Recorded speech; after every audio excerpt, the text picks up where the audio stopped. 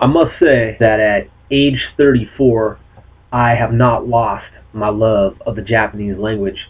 Ever since I was a youth, as far back as I can remember, ever since I was first exposed to Japanese manga, video games, anime, uh, whatever, Japanese, whatever there was that was Japanese that I could, get my hands on as a youth, toys, magazines.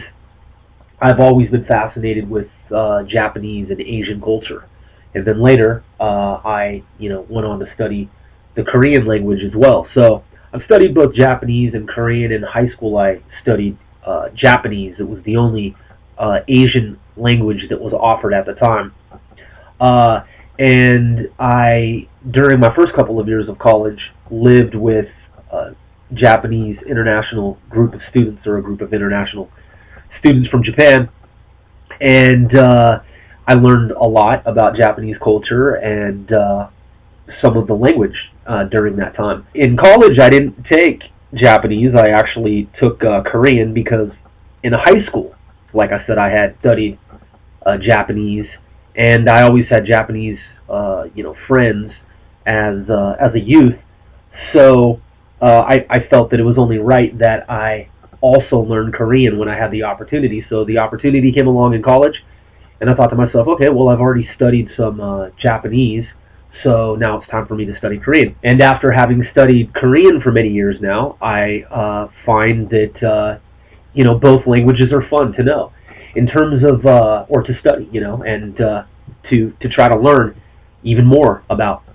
So with regard to this Japanese in less than 2 minutes video that I just created, I just wanted to give some background notes on it. I was doing some research as part of my position at the Youth Forward Languages organization as the research director, and I happened to come across the website for the Sacramento State University webpage dedicated to the learning of Japanese, and I saw the hiragana and katakana drop and drag game, and I thought to myself, wow, this is interesting, because of all the different types of software that I've used, this one is unique in that, for example, when I worked at the Rosetta Stone, I don't really have anything bad to say about the Rosetta Stone, but just to be honest, there are some limitations with regard to the reaction time of the software when you enter a command if you're a video game player, then perhaps you'll understand this.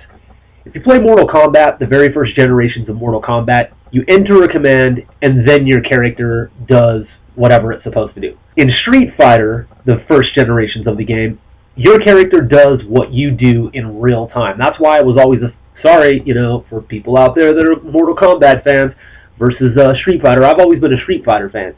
And the reason is that Street Fighter will do, your character does what you want it to do instantaneously. So it's doing what you're doing while you're making it do what it does.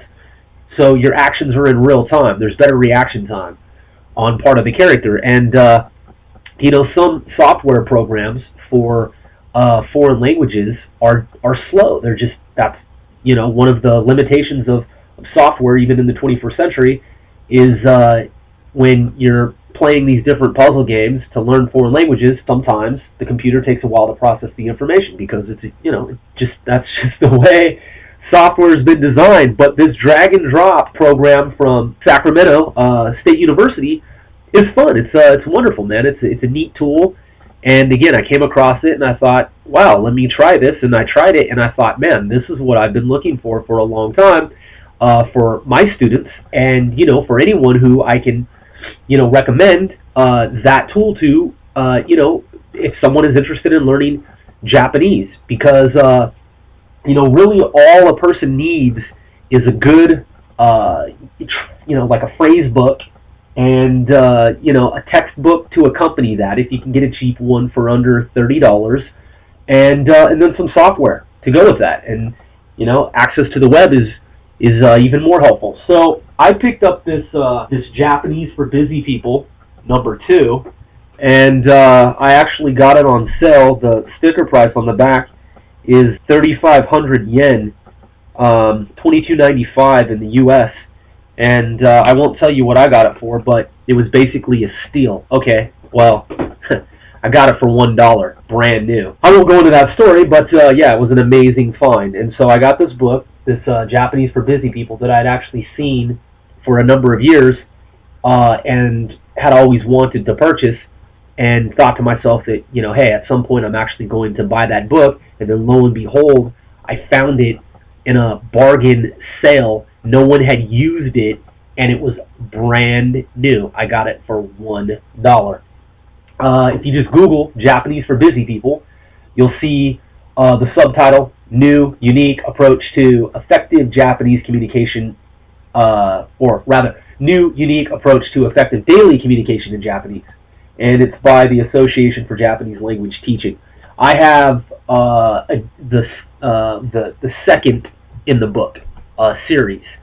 And I highly recommend it. I've been, using it off and on whenever I've had time, because, I'm a busy person, and Japanese for busy people was, the whole idea. So, but yeah, it's a fun book, and you can flip through it, and you can see the, various exercises, and it's, the dialogue and the phrases. It's just an easy to use, easy interface, yet it's textbook level. So upon completion of this book, you can, expect to be at least somewhat proficient in the Japanese language for less than $30. Now, if you're new to the hiragana and katakana character systems, I'll tell you this. The feat that you saw me accomplish, completing the puzzle, the 46 characters in under 2 minutes, is it's not easy to do if you're new to the language. And even for people who have studied it for some time, I'll tell you, I used to use flashcards. I found some really good flashcards back in Seattle, in the International District of Seattle, at the Asian International Store there. I cherished those flashcards. I had them. They were sturdy flashcards. I had been searching for that kind of flashcard for some time, and believe it or not, they're not that easy to come by. You can get cheap ones, but I got the good ones. And man, I carried those flashcards with me for years. Some people play cards. Some people have their, little things that they do. Man, I used those flashcards when I was somewhere and waiting in line in the queue, and I thought, hey, let me break out my flashcards. So, yeah, having used the flashcards for years and the different charts, I'll tell you, even if you have a chart in front of you and you try to do that puzzle, I assure you, it's absolutely, if you're new to Japanese, even when you're looking at the chart that says, a iu e o, kaki ku ke ko, sashi, sashi su se so, tachi su te to, even if you have that, you can't easily look at your chart and then plug in the characters where they need to go. And I challenge anyone who wants to use a chart like an open book test, by all means, use your book, use your chart, excuse me, and try the hiragana using a cheat sheet, and see if you can beat my score of under 2 minutes. And for anyone out there who's thinking, hey, I don't think this guy really did this. I think that it was like a computer program. Well, you can certainly contact